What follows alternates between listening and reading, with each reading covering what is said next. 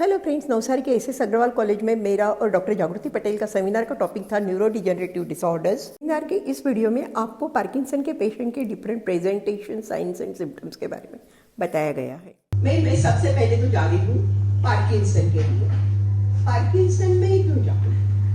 आपको पता होगा 55 की उम्र के बाद में 1% लोग को पार्किंसन होता है। जैसे उम्र बढ़ती है पार्किंसन की बीमारी बढ़ते जाती है, और जैसे समझो 70-80 उन लोगों को तो बाकी बार ऐसे देखो कैसे ऐसे चलते रहते हैं। सो वो पार्किंसन उनको काफी कॉमनली होता है।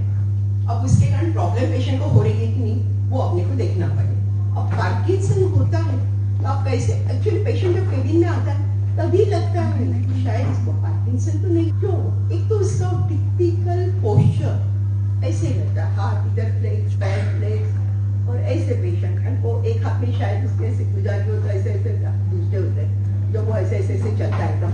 तो एक अब पेशेंट एंटर होता है तो आइडिया आ जाती है शायद पार्किंसन है, पर सबको इतना ज्यादा होगा ऐसे नहीं है। अभी पार्किंसन होता क्यों है? आपके दिमाग में इधर पीछे की साइड में मिड ब्रेन होता है। उस मिड ब्रेन के अंदर सबस्टेंशिया नाइग्रा दिखता है। एक कलर जो दिख रहा है ना, ये सबस्टेंशिया नाइग्रा है, और ये नीचे वाली फिगर में चला गया है। तो एक दिन में जाएगा क्या?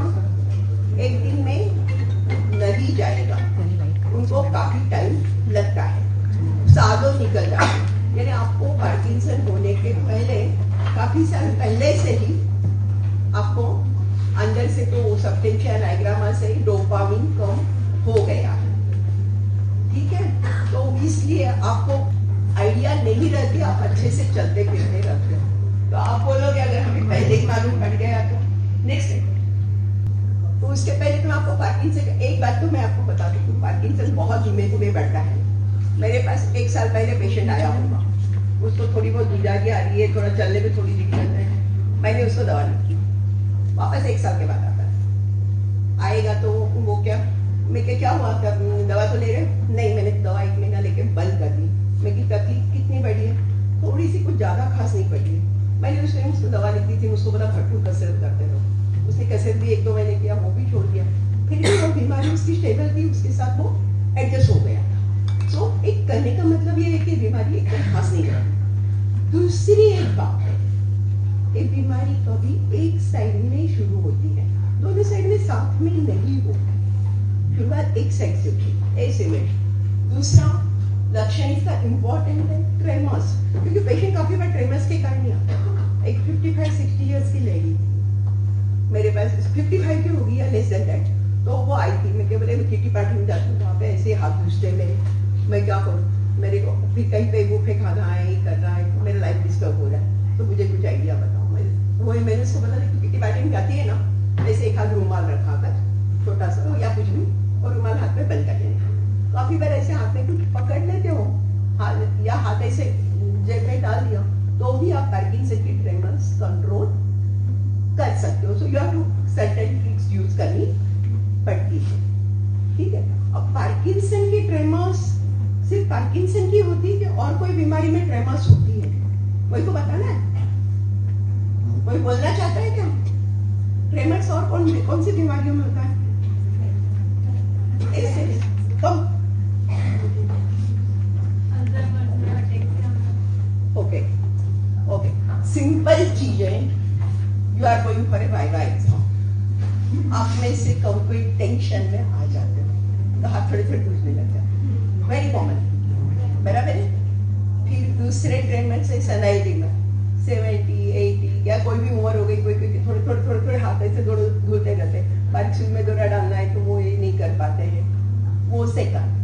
एंड थर्ड इतना ही इम्पोर्टेंट पार्ट है, वो पार्किंसन के साथ काफी बार मिस्टेक कर देते हैं। वो क्या है, कोई बताएगा? इसेंशियल ट्रेमर्स नाम सुना है? ईटी पार्किंसन, दोनों में फर्क क्या है? पार्किंसन की ट्रेमर मैं यहाँ पे बैठी हूँ, ऐसे ऐसे ऐसे आती रहेगी, वही मेरी पोस्चर बदल लिया, कुछ काम में लग गई। पार्किंसन वाला पेशेंट इवन ड्राइविंग कर सकता है, सब काम कर सकता है, उसको काम करने में ट्रेमर्स के कारण कोई दिक्कत नहीं आती। और ईटी यानी इसेंशियल ट्रेमर्स, इसेंशियल ट्रेमर में क्या होगा, पेशेंट का ऐसे हाथ ऐसे कर बोलो एकदम ठीक है, फिर उसको बोलेंगे भाई ऐसे कर, ऐसे ऐसे होना मतलब मैंने दे आर एक्शन ट्रेमर्स। काम करते वक्त चाय का कप पीना है तो उसके लिए बहुत मुश्किल की बात हो जाती है, वो ऐसे ऐसे ऐसे होगा तो आधी चाय नीचे गिर जाएगी, ठीक है। तो इसेंशियल ट्रेमर, पार्किंसन का पेशेंट चाय पी लेगा, बाकी सब मैनेज कर लेगा, रोटी बना देगी, लेडी होगी, सब काम कर लेगी। अच्छा लेडी होगी तो बोला तो एक चीज और भी है, पार्किंसन की बीमारी लेडीज और जेंट्स में इक्वल इसमें होती है, मेनोपॉज तक लेडीज में कम होती है, पर आजकल तो मैंने देखा कि काफी छोटी उम्र में 40-45 सबको पार्किंसन बहुत ज्यादा हो रहा है, कारण पता नहीं, बेबी पोल्यूशन, बराबर है। दूसरा रिजिडिटी, रिजिडिटी अभी मैं आप में से कोई जानी है, रिजिडिटी में आपको बताती हूँ कैसे हो तो देखूंगी मैं। अभी समझो इनके मेरे को ये हाथ कैसे मूवमेंट करनी है, ये ठीक है मूवमेंट नॉर्मल। अभी इनका हाथ रिजिड होगा तो एक लेड पाइप रिजिडिटी बोलते हैं, यानी इसमें हम ऐसे ऐसे ऐसे ऐसे करते जाएंगे, इसका स्पीड बहुत कम हो गया, ठीक है। This is lead pipe rigidity, continuous है। वही दूसरी एक होती है कॉग्वेल, ऐसे हुआ ऐसे हुआ ऐसे हुआ, this is cogwheel rigidity. So a rigidity typical होती है।